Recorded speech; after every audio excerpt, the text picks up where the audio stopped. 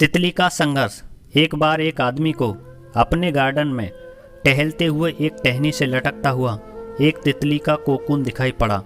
अब हर रोज वो आदमी उसे देखने लगा और एक दिन उसने देखा कि उस कोकून में एक छोटा सा छेद बन गया है।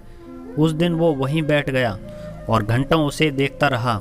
उसने देखा कि तितली उस खोल से बाहर निकलने की बहुत कोशिश कर रही है, पर बहुत देर तक प्रयास करने के बाद भी वो उस छेद से नहीं निकल पाई और फिर वो बिल्कुल शांत हो गई, मानो उसने हार मान ली हो।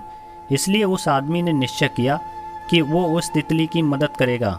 उसने एक कैंची उठाई और कोकून की ओपनिंग को इतना बड़ा कर दिया कि वो तितली आसानी से बाहर निकल सके, और यही हुआ।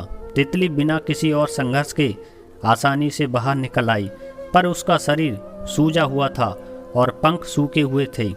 वो आदमी तितली को ये सोचकर देखता रहा कि वो किसी भी वक्त अपने पंख फैलाकर उड़ने लगेगी, पर ऐसा कुछ भी नहीं हुआ। इसके उलट बेचारी तितली कभी उड़ नहीं पाई और उसे अपनी बाकी की ज़िंदगी इधर उधर घिसटते हुए बितानी पड़ी।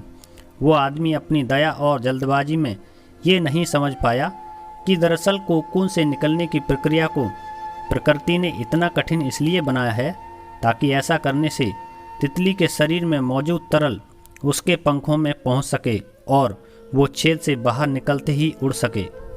वास्तव में कभी कभी हमारे जीवन में संघर्ष ही वो चीज़ होती है जिसकी हमें सचमुच आवश्यकता होती है।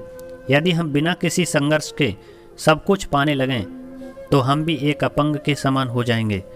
बिना परिश्रम और संघर्ष के हम कभी भी उतने मजबूत नहीं बन सकते जितनी हमारी क्षमता है।